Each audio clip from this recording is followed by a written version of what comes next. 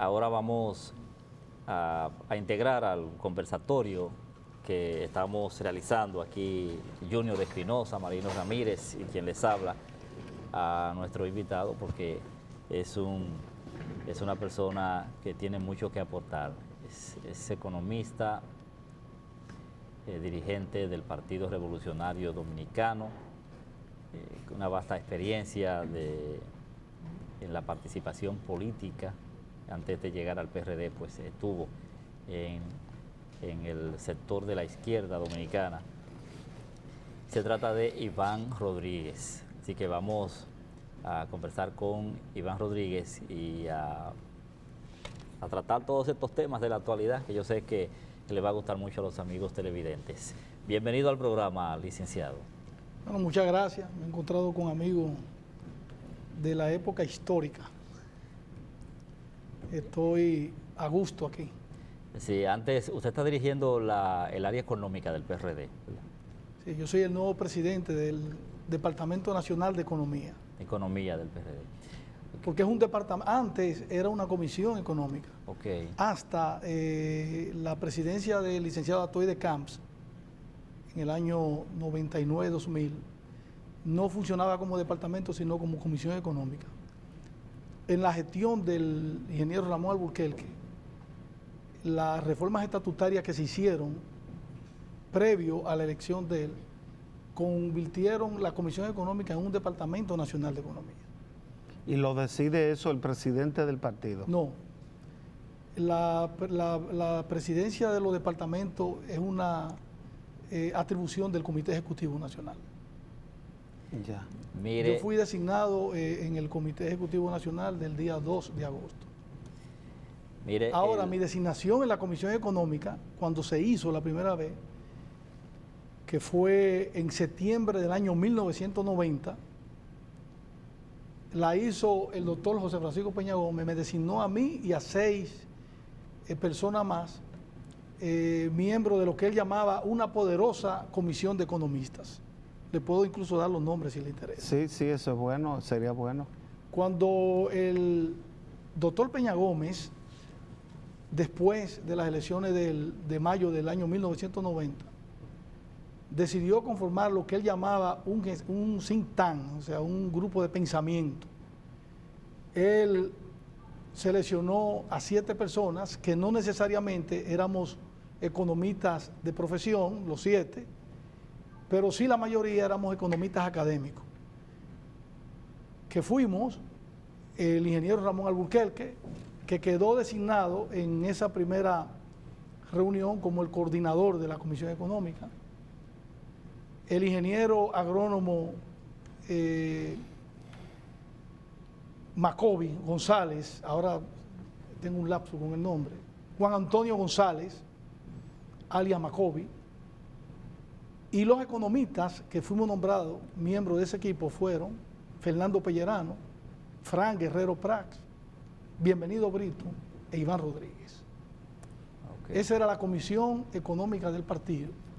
Luego, un par de años más tarde, el doctor Peña Gómez la aperturó, la comisión económica, e ingresó como miembro de la misma a Ramón Núñez Ramírez, a Franklin Baez Brugal, a Ricardo Pellerano, a Eduardo Tejera y a otros economistas y personas influyentes más.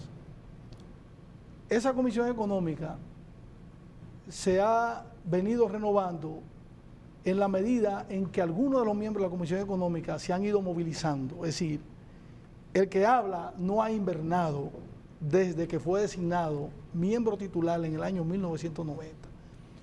Yo me mantuve como miembro de la Comisión Económica hasta la desaparición física del doctor Peña Gómez en mayo de 1998.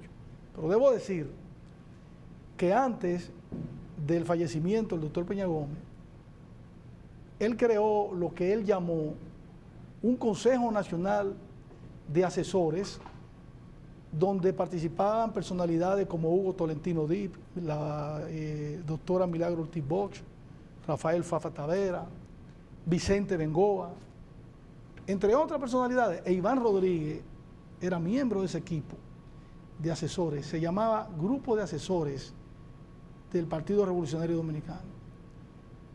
Más aún, pocos meses antes de su fallecimiento, el doctor Peña Gómez designó un gabinete que él lo llamó Gabinete de la Sombra, que es un concepto que se origina en Inglaterra por el Partido Laborista Inglés.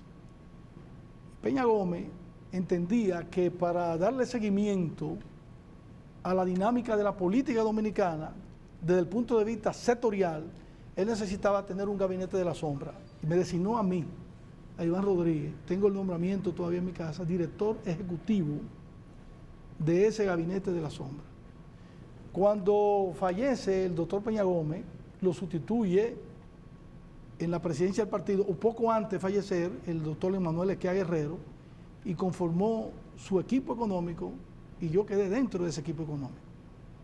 Y en el 2000, en la convención que eligió al ingeniero Hipólito Mejía, candidato a la presidencia de la República, y quedó electo presidente del partido, Atuey de Camps me designó asesor económico de la presidencia del partido y miembro del equipo económico. En el 2000, como yo ocupé posiciones de Estado en el área financiera del Estado, que eran incompatibles de acuerdo a la ley de ese momento, de acuerdo a los reglamentos internos en ese momento del Banco Central, y luego de acuerdo a la ley del mercado de valores, porque yo fui el primer superintendente de valores, yo me vi compelido a pedir una licencia al licenciado Atuey de Camps, porque las leyes de estas dos instituciones, los reglamentos internos, impedían, prohibían el activismo partidario. Entonces yo solicité licencia. Y tan pronto salí del gobierno en el 2004, volví a ser designado por el ingeniero Ramón Alburquerque, a raíz de su elección como presidente del partido, miembro de la Comisión Económica. Me confirmó el ingeniero Miguel Vargas en septiembre del 2009, y ahora yo ocupo la presidencia. Es decir, en todo el periodo en que ha funcionado este equipo, yo no he invernado, es bueno que yo lo diga. Es decir, yo no me he ido a ocupar posiciones en otros gobiernos y no he tomado vacaciones. Antes de la Comisión Económica, el doctor Peña Gómez se manejaba con lo que él llamaba el Departamento Nacional de Asuntos Técnicos. Yo entro al PRD, al Partido Revolucionario Dominicano, yo entro en el año 1983. Y en el 1986, el doctor Peña Gómez me designó su director nacional del Departamento Técnico. Y estuve en ese departamento como su director hasta que se creó la Comisión Económica. Y mi entrada al Comité Ejecutivo Nacional del Partido Revolucionario Dominicano, primero como suplente, se produjo en el 1990 y luego como titular en el 1992. En el 93 fui designado miembro de la Comisión Política, que en esa época éramos 65 personas nada más. Me mantuve en la Comisión Política hasta el 2000, cuando entré al gobierno. Ahora vuelvo de nuevo a ser miembro de la Comisión Política. Esa es mi biografía rápida en el PRD. Pero antes usted pasó por la izquierda, y a propósito que usted se llama Iván Rodríguez, le quiero preguntar, ¿ese nombre no le ha traído problemas a usted con 2 o 3 Iván Rodríguez también en la izquierda y muy perseguidos por los mecanismos de represión política del momento? Había mucha confusión, más que problema, hubo mucha confusión, porque en efecto, cuando yo me inicio en actividades políticas siendo un niño, porque es bueno que se sepa que Iván Rodríguez, el Iván Rodríguez que está aquí presente, se inició en la actividad política antes de la Guerra de Abril. En el 1964, en el Liceo Argentina, yo era miembro del Comité de Dirección de la Unión de Estudiantes Revolucionarios, UER. Y cuando estalla la guerra en el año 1965... Ese era el brazo estudiantil del 14 de junio. Bueno, la Unión de Estudiantes Revolucionarios era el grupo estudiantil de los grupos de la izquierda revolucionaria de la época, que eran básicamente el Partido Comunista, el Partido Socialista Popular, que después se convirtió en Partido Comunista Dominicano, el Movimiento Popular Dominicano, y el 14 de junio. El fundador de la UER, que está vivo, se llama Leonte Brea. Fue el que incluso diseñó y creó el nombre, porque originalmente él quería ponerle Bloque Revolucionario Estudiantil de Avanzada, Brea. Y Cookie de Filló, el Chubi Spencer, Julio César Rodríguez, alias Chubi Spencer, como le decíamos nosotros, Pastor Morales, Chino Bujosa.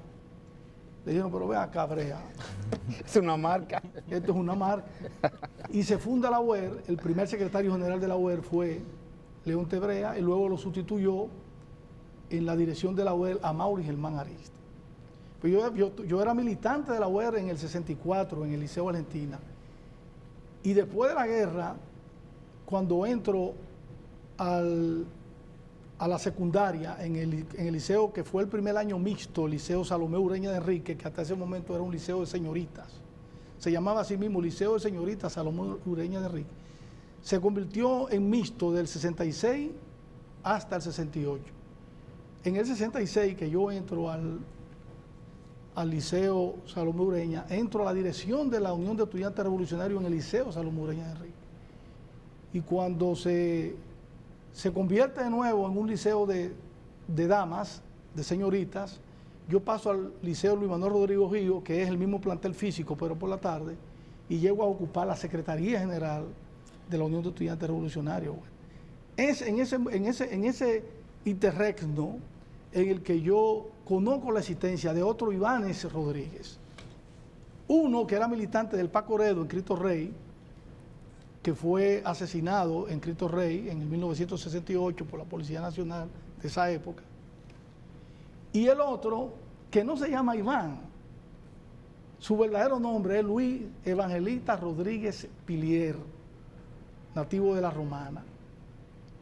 Cuando yo conozco a Iván Rodríguez, que lo conozco en el año 1969, 1970, intercambiamos muchos afectos porque yo no era del 14 de junio. Yo hasta que entré a la universidad era del Movimiento Popular Dominicano, del MPD. En la división del MPD del 1968, en la famosa conferencia de cuadro Hilda Gotró, el movimiento al que yo pertenecía dentro de la organización política fundó Voz Proletaria, y entonces yo paso a Voz Proletaria en el 68. Y luego, en el 1971, me organizo en la Línea Roja del 14 de junio, que tenía apenas 3 años. Y ahí me hice mucho más amigo de Iván Rodríguez, y obviamente hubo mucha confusión. Una vez el jefe del Servicio Secreto, Francisco Báez Mariñez, en que yo caí preso en el año 1972, dijo, bueno, tenemos a un Iván Rodríguez muerto, tenemos a uno preso, estaba preso en Nagua, y después lo trasladaron a San Francisco de Macorís, lo agarraron en las Gordas de Nagua, haciendo labores de adoctrinamiento ideológico. Y tenemos a Iván Rodríguez, que en ese momento yo era el secretario general del grupo estudiantil Fragua en la Universidad Autónoma de Santo Domingo. Yo terminé la universidad y me quedé inmediatamente, terminé la universidad, poco tiempo después me quedé como profesor de la universidad. Y me mantuve 18 años siendo profesor de la Universidad Autónoma de Santo Domingo. Mi promoción es la promoción del 71-75. Y en el gobierno del PRD ocupé una posición en el primer gobierno del PRD en el sector agropecuario. Yo fui jefe de una sección, fui funcionario medio en la Secretaría de Obras Públicas y luego en el 1982 fui promovido ya por decreto, por designación de decreto, a director general de programación y proyectos. Sí, el primer economista que en obra pública ocupó la posición que siempre habían sido posiciones de ingeniero y que se designaba por decreto. Recuerdo que mi placa era la 573, era el director general de planificación y proyectos, con el ingeniero Pedro Delgado Malagón, que es el que me inició a mí en el PRD, debo decir eso. Entonces el doctor Peña Gómez era el síndico de la capital. El doctor Peña Gómez y yo éramos amigos desde los años 70, porque yo siendo un joven, muy joven, llegué a participar en reuniones conspirativas contra el gobierno del doctor Balaguer. Como dirigente estudiantil con mucha influencia en ese momento, dentro de los grupos estudiantiles nacionalmente hablando, yo llegué a participar en reuniones con el doctor Peña Gómez, de manera que hicimos unas buenas relaciones a mediados de los 70, que la mantuvimos, y él fue, cuando me llevaron al PRD, el que inmediatamente me abrazó y se sintió contento, incluso hizo su alocución por la radio diciendo que había adquirido el PRD a una de las estrellas políticas que él más admiraba de la izquierda revolucionaria. Recuerdo que nos juramentamos Franklin Franco, Amaury Justo Duarte y yo nos juramentamos en la misma fecha y en el mismo momento, en la misma circunstancia, nosotros tres, 1986. Cuando Franklin Franco venía de la UPA ya en ese momento. Sí, Franklin Franco había sido un luchador antitrujillista primero y fue de los miembros fundadores del Partido Socialista Popular. Luego, cuando el Partido Socialista Popular se convierte en Partido Comunista Dominicano, Franklin Franco sale de esa organización política y se mantuvo como un intelectual orgánico dentro de la historiografía dominicana, una historiografía de avanzada, pero muy cerca de los grupos de izquierda. Y yo lo puedo decir con orgullo y lo puedo decir con toda mi responsabilidad, yo fui el responsable de llevar a Franklin Franco a la Unión Patriótica. Es decir, me tocó a mí organizar a Franklin Franco para que fuese un militante y luego el candidato presidencial de la Unión Patriótica. Entonces, en ese momento usted estaba en Líneas Rojas. En el año 1978. Sí. Yo era de la Línea Roja, Franklin Franco no. Pero entre Franklin Franco y yo había una relación muy estrecha por el hecho de que yo fui alumno de él. Él daba clase a los estudiantes de economía. En el primer semestre él impartía la materia de historia dominicana. Y ahí nos hicimos amigos, pero hubo un amigo común de quien yo fui un amigo que él en un momento determinado me quería como un hijo, que fue Jotin Curi. Jotin Curi era muy amigo de Franklin Franco. Y ahí conocí a Juan Isidro Jiménez Grullón, de quien fui también muy estrecho amigo. Entonces, de manera que Franklin Franco y yo mantuvimos una relación muy, muy fuerte a partir del 1971 y soy yo el que lo lleva a ser parte de ese proyecto que se llamó Unión Patriótica. O sea, el Frente Democrático de la Línea Roja. Bueno, estaba ya en ese UPA. momento estaba, ya no era Línea Roja, ya era el Partido de los Trabajadores Dominicanos, porque sí. Línea Roja y Voz Proletaria y Bandera Proletaria, porque Voz Proletaria fue una fusión después de Bandera Roja y Voz Proletaria. Fundaron Bandera Proletaria, entonces Bandera Proletaria y la Línea Roja fundaron en el 1978 el Partido de los Trabajadores Dominicanos. Brevemente, John, discúlpame un minuto, que nadie recuerda realmente esto. El paso de Homero Hernández, que lo mataron ahí en la avenida San Cristóbal con un argumento muy triste para matarlo, que fue un gran luchador de la Unión de Lucha por una Nueva Quisqueya, que desapareció con él.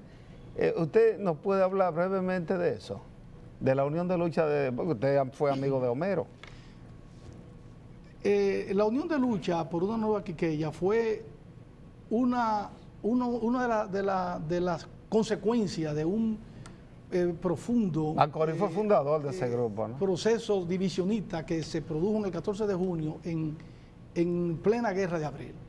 Digo, ya venía en el 14 de junio, aunque yo no soy un catorcista de orígenes, pero sí conviví con muchos de los dirigentes del 14 de junio de orígenes, de los fundadores del 14 de junio, como de Juan B. Mejía, Jimmy Durán, Fidelio de Pradel, Raúl Pérez Peña, Ariel Bacho, es decir, como Baby Mejía, como tuve contacto con todos estos dirigentes políticos, pues conozco un poco de la segregación que venía en el 14 de junio, porque en el 14 de junio hubo problemas desde antes de la del alzamiento de Manuel Tavares Justo. O sea, había un movimiento dentro del 14 de junio que era opuesto, donde estaba Alfredo Manzano Bonilla, para ponerte un caso concreto, que eran opuestos a que se produjera ese movimiento.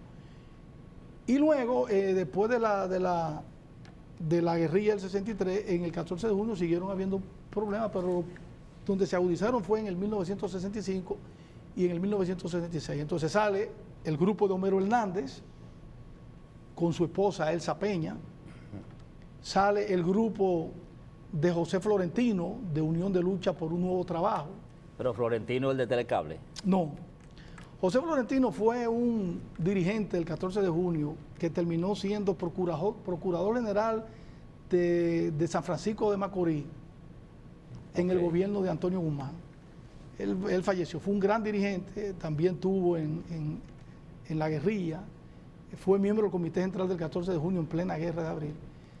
De ese movimiento surge también los comandos de la resistencia, encabezado por la Mauri Germán Aristi, surge el grupo de Fidelio de Pradel, Nuevo Rumbo, y surge la Línea Roja del 14 de junio, que la encabezó José González Pinoza, que en esa época era Guayubín, era Eduardo María. Entonces, Homero Hernández, en el momento en que Homero Hernández es asesinado, que fue creo que en marzo del año 1971, el grupo de Homero Hernández con quien más relaciones políticas tenía, ¿saben ustedes con quién era? Con el Partido Comunista de la República Dominicana, Paco Bredo. Incluso en la universidad, los militantes del grupo de Homero Hernández hacían causa común con la Juventud Comunista en la universidad. Y esa alianza se rompió después de la muerte de Homero Hernández. Pero no eran muchos tampoco. Era muy poco. Es que déjame decirte, uno hoy habla del papel que desempeñó la izquierda política de la época, pero la izquierda política en términos, tú lo agrupabas todos y éramos pocos. Eran grupos, eran líderes que formaron su propio proyecto personal. Y que teníamos influencia esencialmente en un segmento de la población, que era en el segmento de los estudiantes. De los estudiantes de la universidad, que era la Universidad Autónoma en esa época, y de los estudiantes de las escuelas secundarias e intermedias. Y muy débilmente, no mucho, muy débilmente en algunos sindicatos. Yo te puedo decir, en el sindicato donde más fuerza tenía, por lo menos la Línea Roja, tuvo mucha fuerza, en Unacho Sin, en la época que Unacho Sin era dirigida por el PRD, por Félix Alburquerque. Después de Félix Alburquerque vino Amadeo Lorenzo Ramírez. En esa época, el grupo de izquierda que más fuerza tenía en ese sindicato, que era un sindicato de avanzada, Unión Nacional de Choferes Sindicalizados Independientes, que estaba en la concesión Bona, era la Línea Roja. Después, Línea Roja tenía mucha influencia en un sindicato que tenían los telefónicos. Sí. Ahí estaba el famoso Germinal Grillo, o Grillo Germinar, alias el Español, profesor de Derecho de la universidad. Llegó a ser el jefe, era en la época que estaba... No recuerdo el nombre del sindicato de la Codetel, hombre, Citracode. Sindicato Unido de Trabajadores Telefónicos. Algo así, sí. Citracode también llegó a ser un sindicato donde la Línea Roja tuvo, ya la Línea Roja no, el Partido de los Trabajadores Dominicanos, tuvo mucha influencia a través de Ignacio Soto, alias Zacarías. Él dirige ahí la Casa de los Sindicatos, se quedó ahí en la Mauricio Báez. Ahí se quedó. El telefónico tenía a Douglas. A Douglas Hasbún. Douglas Hasbún fue el último líder de ese sindicato. Sí. En ese momento que estaba Douglas Hasbún, estaba, como te digo, el Grillo, el Español. El Grillo, alias el Español. Sí, el Español era famoso. Tenemos que hacer una pausa. Está buena la historia, deberíamos seguir hasta mañana en esta. Sí, tenemos que hacer una pausa. Hay que volver al contemporáneo. Después de la muerte de Homero Hernández Vago, entonces Macorís se mete y forma la banda. Cuando regresemos, Junior Espinosa tiene una pregunta. De los Guaraguao, eso es más reciente de los Guaraguao.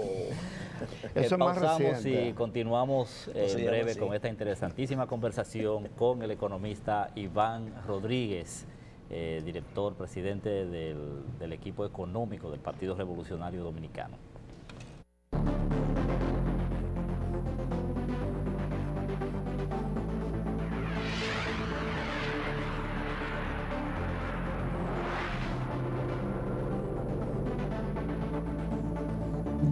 continuamos en Sobre los Hechos con el economista Iván Rodríguez, dirigente del Partido Revolucionario Dominicano, y hemos estado haciendo un poco de historia política de República Dominicana, pero Junior, hace rato que está solicitando el turno. No, pero Marino está boicoteando. No, jamás, jamás.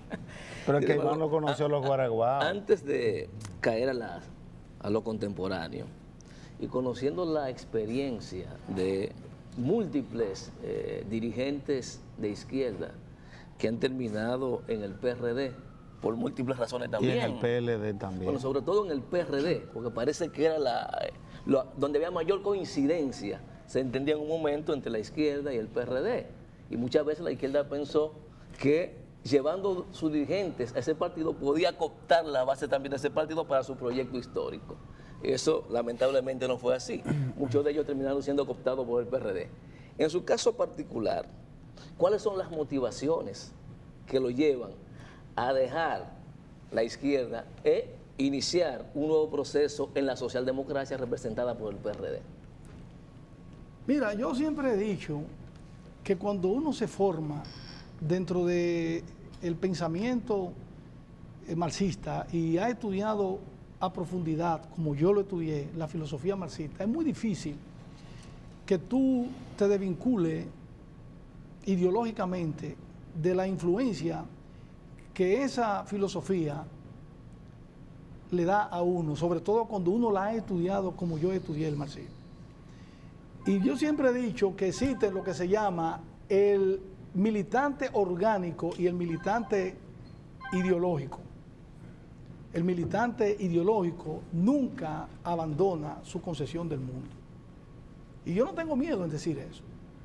Yo no tengo miedo en decir que yo sigo siendo un estudioso profundo de la filosofía del marxismo. Ahora, en mi época en que yo me formé, eso no era muy común, no era muy común.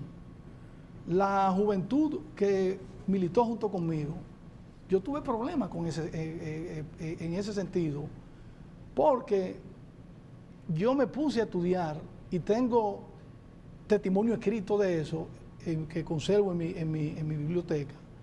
Yo me puse a estudiar El Capital de Marx para entender la crítica a la economía política capitalista. Yo en esa misma época me puse a estudiar los fundamentos filosóficos en que se sustentaba el marxismo directamente de los clásicos del marxismo. O sea, yo me fajé a estudiar la ideología alemana, crítica a la crítica crítica, o sea, una crítica contra los hermanos Bauer. Yo en esa época me puse a estudiar el Anti-Düring de Engels, que era una crítica desde el punto de vista estrictamente de lo que es la ciencia natural o las ciencias naturales y fundamentalmente de la física, de la química, de la biología y de las matemáticas, a Eugenio Düring, que era un físico alemán. Yo estudié en esa época el Ludwig Feuerbach y el fin de la filosofía clásica alemana, y por el lado de las obras de Lenin yo me embrujé con materialismo y empiriocriticismo, con los cuadernos filosóficos y con el desarrollo del capitalismo en Rusia, de manera que mi formación fue una formación muy acabada, tan acabada que yo recuerdo que en el 72, en un seminario que organizó Franklin Franco en la Universidad Autónoma de Santo Domingo para discutir el método de investigación marxista, yo hice una exposición basada obviamente en el trabajo de un gran filósofo checo llamado Karel Kosik, que tenía una obra titulada Dialéctica de lo Concreto, y de un filósofo ruso de apellido Alexeyev. Y basado en eso y en el primer tomo del Capital de Marx, básicamente en el análisis que él hace de la mercancía, yo presenté un trabajo sobre el método ascensional, es decir, cómo Marx, a partir de desentrañar las contradicciones que encierra la mercancía, de que por un lado es valor de uso y por otro lado es valor de cambio, y que en esa misma medida el valor de uso lo crea el trabajo concreto y el valor de cambio lo crea el trabajo abstracto, yo pude desarrollar toda una concepción, de manera que yo me cuestiono desde el punto de vista de si yo me he desprendido de mi formación filosófica, que no solamente me ha marcado en mi vida ideológica, sino en mi vida personal. Porque Marino decía hace un rato de la preocupación material que exhibe el hombre de hoy por asuntos puramente mercuriales y de atracción estrictamente compicua, como son los bienes de lujo. O sea, a mí no me ha interesado nunca ni ser un hombre de vida placentera, independientemente de que la profesión ha sido ¿cómo se dice? Yo he vivido bien de mi profesión, la profesión ha sido honorable conmigo. O sea, yo he sido un consultor que ha vivido del ejercicio de mi profesión y he vivido con mucha holgura. ¿Por qué yo entro al PRD? Mira, el mismo estudio de la filosofía y sobre todo el estudio de uno de los elementos que disparó la diferencia en el Partido Socialdemócrata Obrero Ruso en el año 1905. Cuando se crea el segundo congreso del Partido Socialdemócrata Obrero Ruso, se presenta una división entre Lenin y Plejánov. Lenin, a la razón, encabeza lo que se llamaba en ese momento el bolchevismo, que era la mayoría, y Plejánov el menchevismo, que era la minoría. Y una de las razones que divide al Partido Socialdemócrata Obrero en bolchevique y menchevique es el concepto de la religión. Y si debe ser la incumbencia privada del militante comunista su concesión religiosa del mundo. Si a partir del estudio de esa polémica, a partir del estudio en el Estado y la Revolución del concepto de lo que es la extinción del derecho y del Estado y de la conformación de un nuevo estamento en base al principio de cada cual según su capacidad, cada cual según su necesidad y de cada cual según su necesidad, a cada cual según su trabajo, pues yo comienzo a tener cierto despertar ideológico. Cierto despertar ideológico dentro de la militancia de izquierda. Cuando se produce el advenimiento de la democracia en el año 1978, definitivamente que los grupos de izquierda quedaron hasta cierto punto desmotivados porque uno de los leitmotiv de los grupos de izquierda dentro del accionar político dominicano era el antibalaguerismo.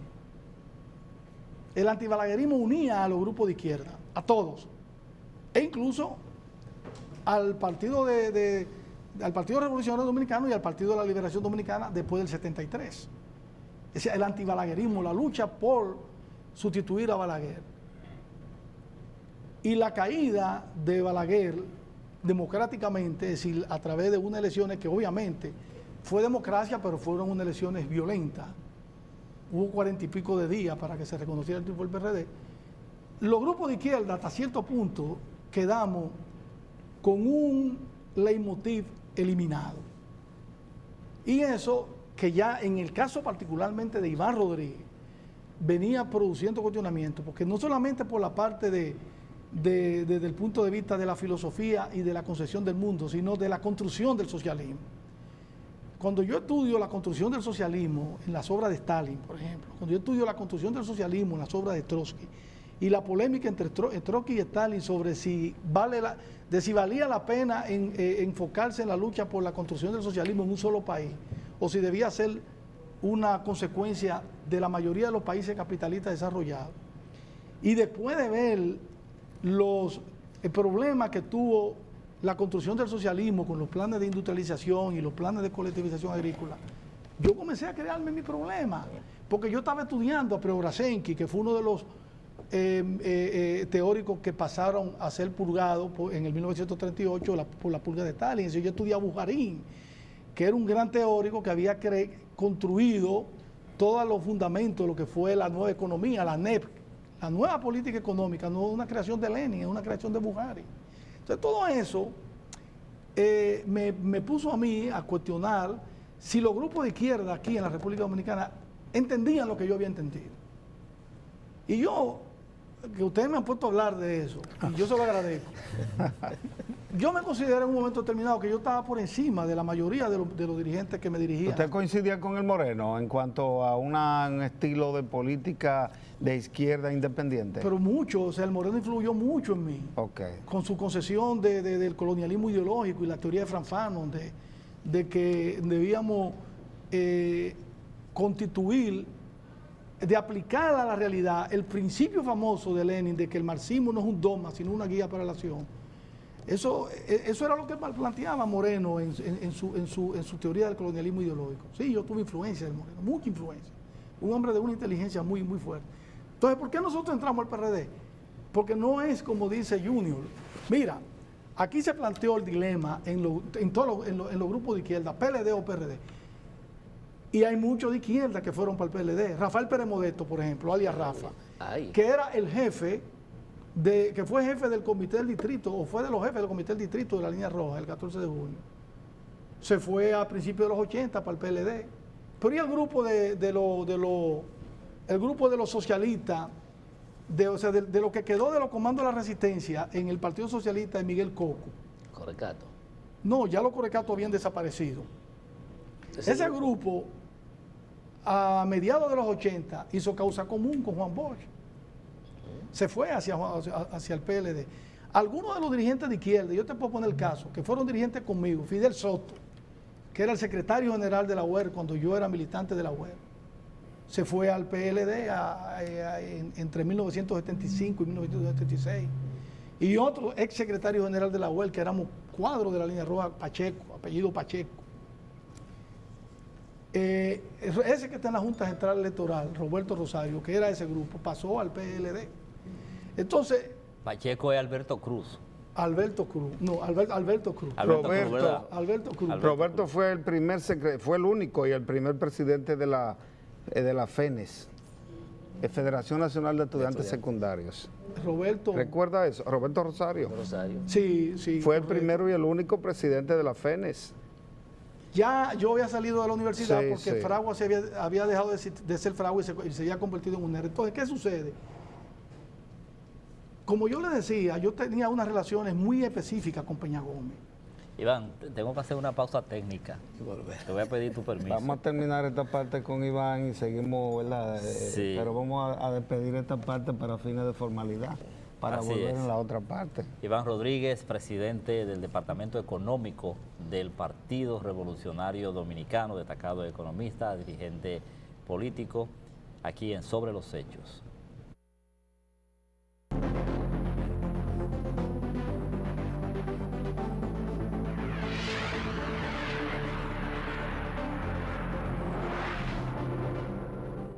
Bien, continuamos con el economista Iván Rodríguez, dirigente del Partido Revolucionario Dominicano. Y hemos estado haciendo un poco de historia. Se le está olvidando a Iván, que es dirigente de la parte económica del PRD. Que tenemos que tratar algo del presupuesto y otras cosas. Pero, sin embargo, ya no sé si, por mi parte, para que cerremos un poco de la historia que hemos estado haciendo.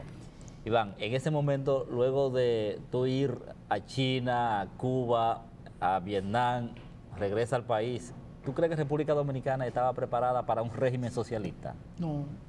No. Definitivamente. Ni los grupos de izquierda tampoco estábamos preparados para construir un régimen socialista. ¿Qué usted vio en China? Bueno, es que la disciplina del Partido Comunista no era la disciplina que nosotros no aplicábamos a sí mismos, definitivamente. Eran disciplinas férreas. La militancia ideológica de lo que nosotros entendíamos que era el socialismo, una cosa era lo que nosotros veíamos en la literatura y una cosa es cuando tú lo veías en la realidad. Y yo pienso que no, y la prueba de ello es que tan pronto desaparece Balaguer, los grupos de izquierda o sea, la mayoría de los grupos de izquierda se desagregan. Y uno caímos en el PRD y otros cayeron en el PLD. Y yo caí en el PRD por razones personales. Probablemente en el momento que yo entré al PRD, ideológicamente yo estaba más cerca del PLD. Ideológicamente. Podía estar más cerca, porque la constancia y la disciplina y el estudio de la sociología política en el PLD era una conducta y una dinámica mucho superior a la del PRD. Por un problema de afectos personales, yo entré al PRD. Pero en el PRD no crea que a mí me ha sido fácil hacer vidas políticas. Me ha sido difícil porque el PRD y el PLD, como son partidos que surgen del mismo tronco, no te dan mérito si tú no eres de biberón. Cuesta trabajo, o sea, la gente que han entrado al PLD de mi generación, después de haber sido de izquierda, tú no lo ves en el comité político ninguno. Mira a Miguel Coco llegó a ser director de aduana, pero no llegó al comité político. Y con mucha influencia, pero nunca llegó a Y Camilo creo que ahora entró al comité central del PLD. En el PRD es igual, porque es que Juan Bosch creó esos dos partidos, imagen y semejanza, desde el punto de vista de que para tú ser de esa estructura, tú tienes que haber pasado por una serie de remedios que nosotros yo no me hubiera, o sea, iba a ser muy difícil yo tragarme ese aceite de castor que se tenía que tragar los PRDistas y los PLDistas después para estar ahí. Así que yo en el PRD he librado mi lucha, dando mi codo para poder crecer. A mí me ayudó Peña Gómez. Peña Gómez me ayudó porque Peña Gómez me conocía mi trayectoria, me tenía mucho respeto como profesional y Peña Gómez me aupó. Y luego Atuey Decán, que fue compañero mío en la universidad, o sea, yo fui dirigente estudiantil en la misma época que Atuey fue secretario general de la FE, yo era secretario general de Fragua y era miembro del comité ejecutivo de la Federación de Estudiantes Dominicanos. Y de manera que con Atuey yo tuve unas relaciones muy afectivas, siempre la he tenido, unas relaciones muy afectivas, y Atuey también me respetó. Pero Peña tenía debilidad por los dirigentes de izquierda que ingresaban al PRD. Peña Gómez era un hombre que tenía muchas virtudes, no solamente con lo que veníamos de la izquierda. Peña Gómez era débil con los PRDistas de biberón, muy débil. Y yo me siento cómodo en el PRD, me siento cómodo y debo decirlo, porque el PRD te permite ladrar lo que no se te permite en el PLD. Yo puedo venir hoy aquí y tener una posición que no sea la posición apegada a los principios del socialismo democrático y yo tengo la seguridad total de que yo no voy a llegar al PRD y voy a encontrar un comité de crítica para que yo tenga que meterme mi aceite de ¿Y qué usted haría, Iván? En el PLD sí. En el PLD la democracia no se ha dado a nivel como se ha dado en el PRD. Y esa es una de las razones por la que políticamente yo he seguido siendo un animal político. ¿Por qué? Porque yo me considero un libre pensador. Iván, en el PLD yo no hubiera podido ser un libre pensador. ¿Y qué usted haría para entonces que el PRD se uniera? ¿Qué usted sería capaz de hacer? El PRD es un partido que está acostumbrado desde que el PRD se fundó en la división. Fíjate que Juan Bosch y Juan Isidro Jiménez Grullón fundan el PRD y cuando llegan aquí ya están divididos. Y Juan Bosch viene en el 1961 y con lo que Juan Bosch viene en el 1962 ya está dividido. Telma Fría se va por un lado, Nicolás Silva se va por otro lado, Ángel Miulán se va para otro lado. Y Juan Bosch hace su gobierno y antes de ganar las elecciones, Juan Bosch tumba al candidato a la vicepresidencia, que era creo que Buenaventura. Freites, algo así. Buenaventura, no recuerdo ahora el apellido, y pone a Tamayo. ¿Y quién fue el primer secretario general del PRD? Washington de Peña. Y Washington de Peña, después de los 70, ¿a dónde termina? En el Partido Reformista. Entonces eso justifica la actual división del PRD. En el PRD, los PRDistas han pasado por divisiones muy fuertes. No tan fuertes como la que está pasando en el PLD ahora mismo. Pues es otra cosa. El PLD está dividido. En el PLD hay muchas... Pero óyeme, los problemas del PLD son más graves que los problemas del PRD. ¿Cómo va a ser? Porque en el PRD las cosas salen a la luz pública. Mi hermano, pero en el PLD hay problemas serios. Problemas serios. En el PLD hay gente que no se sientan en una misma mesa. ¿Se unificaron en las elecciones para ganar en el PLD? Se unificaron en el PLD por los errores que cometió el candidato del PRD. Y yo lo digo responsablemente. No fue por la división del PRD, no los errores. Mira, si Hipólito Mejía hubiese trazado una táctica de neutralización hacia sectores del PLD adverso al actual presidente de la República, Hipólito fuera presidente de la República Dominicana. Pero utilizó una táctica que no fue la más correcta y eso trajo como consecuencia la unificación de sectores que en el PLD hacía tiempo que no se sentaban en una mesa a tomarse una taza de café. En el PRD, ese problema del PRD, ¿tú sabes cuándo se va a resolver? Cuando se haga la convención. La convención se va a hacer en febrero. Y los PRDistas adoran a ese partido y quieren ese partido. Y saben que ese partido es la plataforma para el año 2016. Te voy a hacer una anécdota. Cuando yo entré al PRD, yo entré cómodo. ¿Tú sabes por qué yo me sentí cómodo? Porque yo no entré al PRD, yo entré al Bloque Institucional Socialdemócrata, que fue un movimiento de fuerza y de alternativa B que creó Peña Gómez por si Magluta terminaba siendo el dueño del PRD.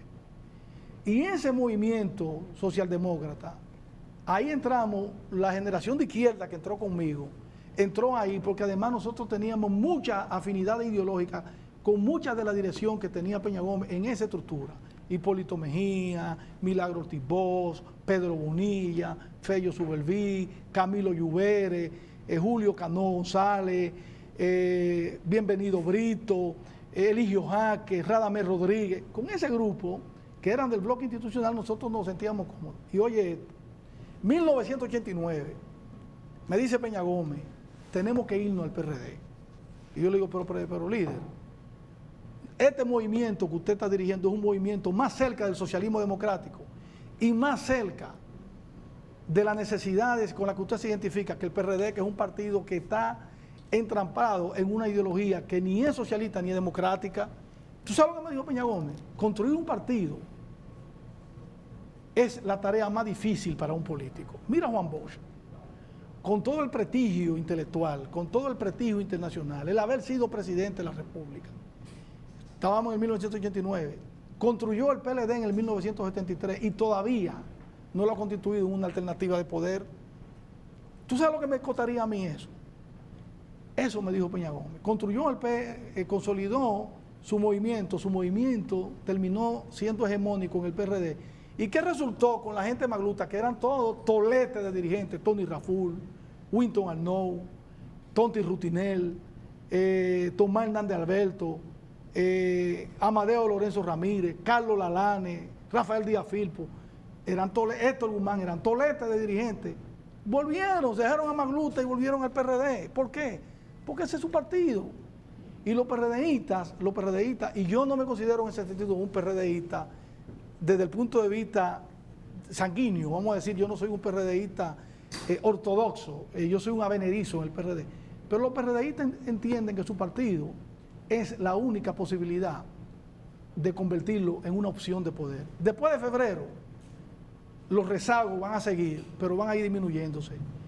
Y va a suceder que antes de que termine el 2014, el 90% de los PRDistas diputados con Miguel van a estar en el PRD.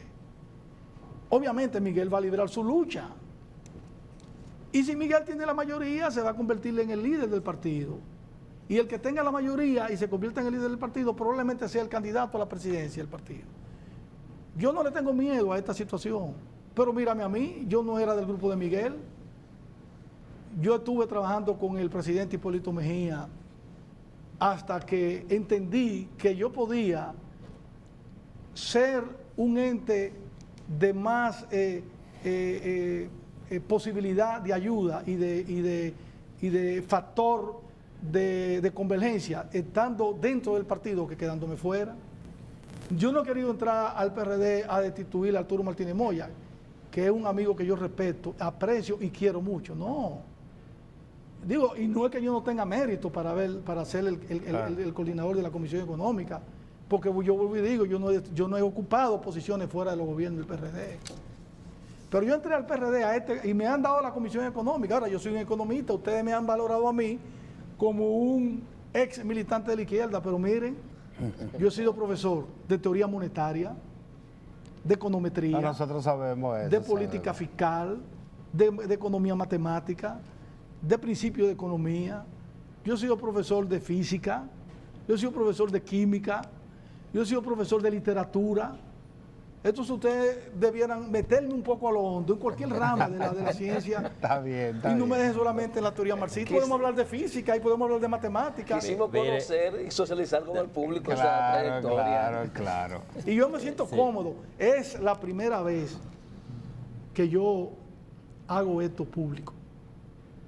Porque yo he sido, después que salí de la actividad de izquierda, un hombre de bajo perfil. Sí. Un hombre que no ha aspirado nunca a posiciones ni dentro del partido ni electivas. Me he mantenido siempre como un intelectual, un profesional que ni me gusta la televisión, ni me gusta la radio, ni me gusta la prensa. O sea, yo soy un hombre de atrás de la cámara, del tramoya. Pero Mire, ustedes me han hecho una entrevista que no, y hasta se lo cierto agradezco. punto se la agradezco que me la hayan hecho. Y nosotros de verdad que le agradecemos el que haya cedido a conversar sobre todos estos temas que siempre resultan de interés para los televidentes del país. Pero sé que no nos perdonarían si no nos dice algo sobre el presupuesto proyectado para el año 2014 del gobierno del presidente Danilo Medina. Y he escuchado algunas desavenencias sobre el particular, pero básicamente los puntos así neurálgicos que usted entiende que no deben ser y que deben de modificarse y que deben de buscar la forma de que de aquí a allá se puedan reestructurar. La verdad es que el tránsito de unas exposiciones tan interesantes como la que estábamos desarrollando hacia hablar del presupuesto es como cruzar la catarata del Niágara en una bicicleta.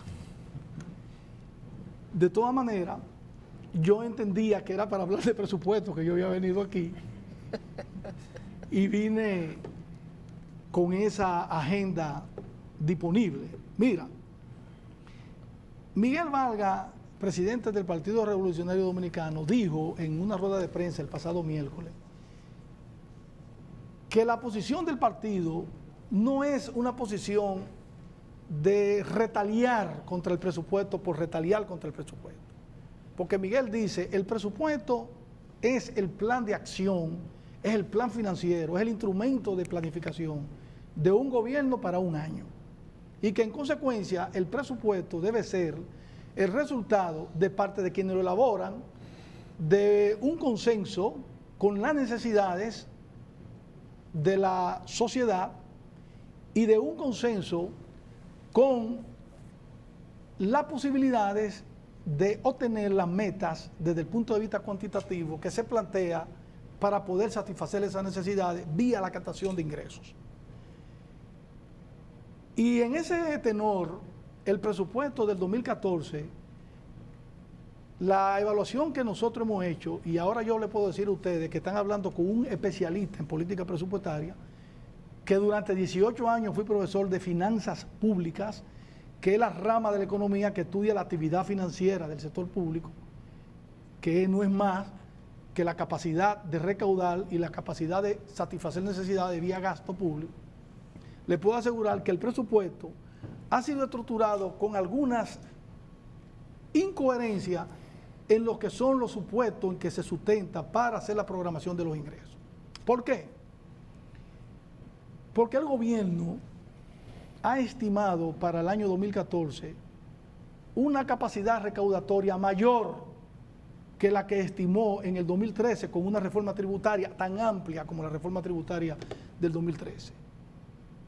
Y esa reforma, que creó unas expectativas recaudatorias de unos 47 mil millones de pesos, no va a llegar esa reforma a más de 28 mil o 29 mil millones.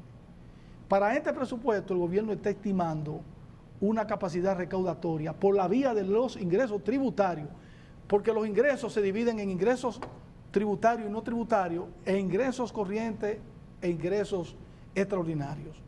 Dentro de los ingresos tributarios, el gobierno está estimando que va a recibir entre 48 y 50 mil millones de pesos, con la continuación de las medidas impositivas que se aprobaron en el 2013. Esto es, subir del 8 al 11% el ITEVI al yogur, café, aceite, mantequilla, azúcar, café, y subir los selectivos de 418 a 444 pesos y de 484 a 458 los impuestos específicos a las bebidas alcohólicas, cerveza, ron, whisky, vino, ginebra, etc. Y además volver al impuesto que suspendió en el 2013 del derecho a circulación, de un 1% del valor del vehículo, pero también viene el impuesto por contaminación ambiental, el llamado impuesto CO2, de emisión de monóxido de carbono, que es un impuesto que está ahí. Ahora, ¿Cuál ha sido el impacto de la reforma tributaria sobre los agentes económicos? Que ha tumbado la venta de las empresas. La venta de las empresas que son objeto de gravamen por la Dirección de Impuestos Internos para obtener el ITEVI se han derrumbado en lo que va de año en más de 110.000 millones de pesos por esa reforma tributaria.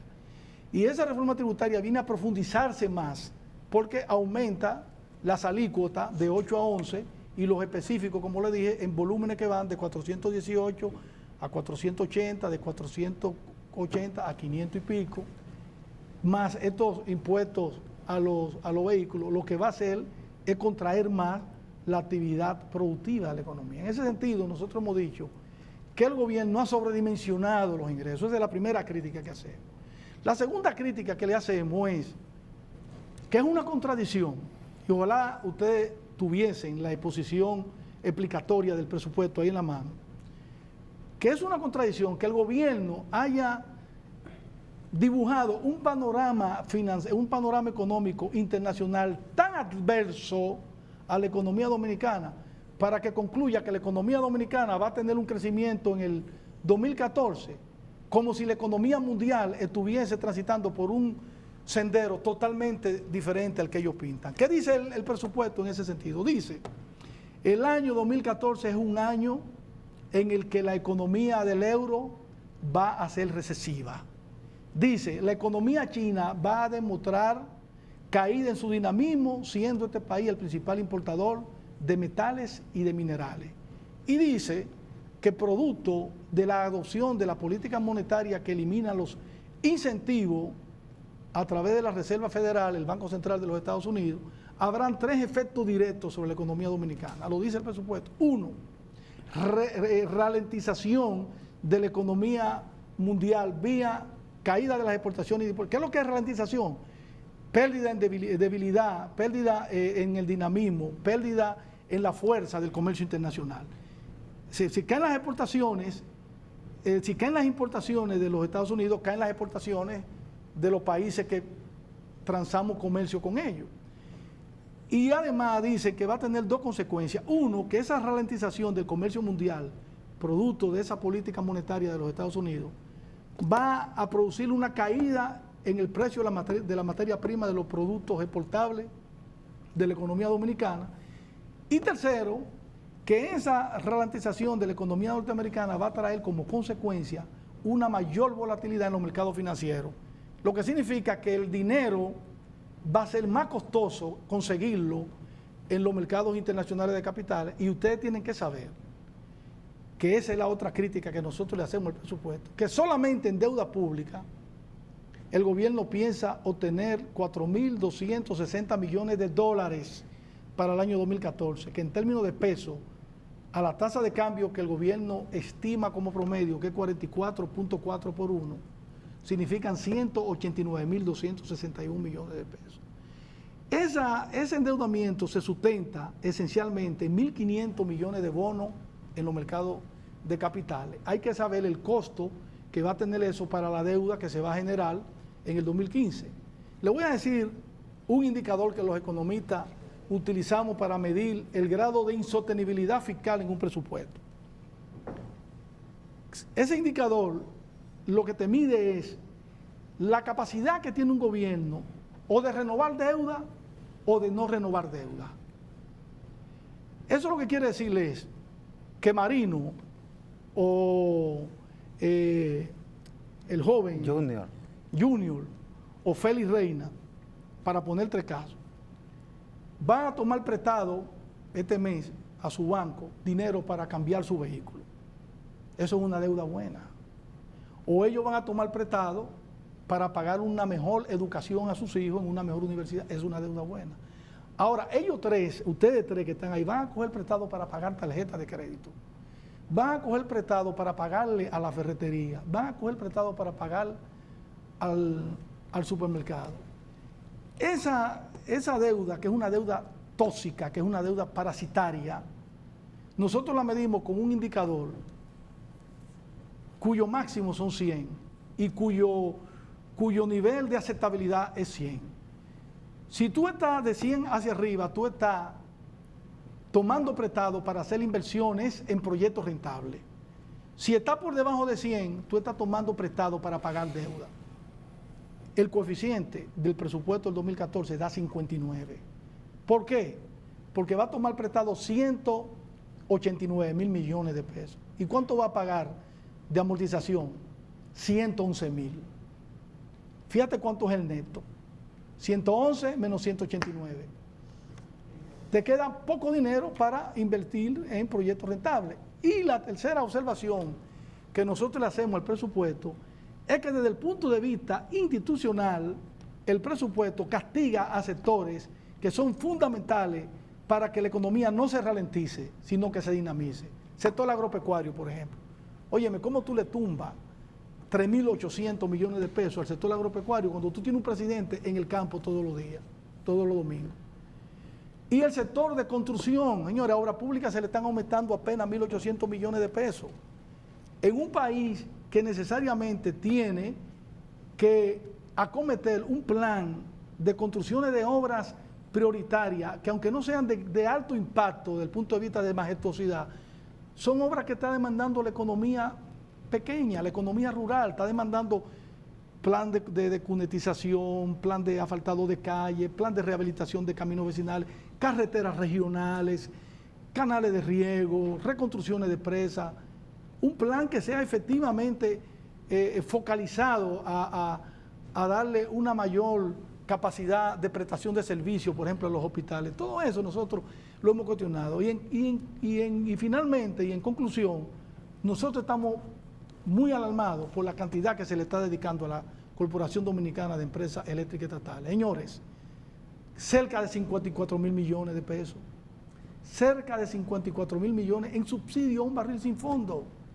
Eso no es posible. La economía dominicana no aguanta esa situación. Nos faltó tiempo para continuar hablando con el economista Iván. Porque me Rodríguez. provocaron. Nos faltó tiempo.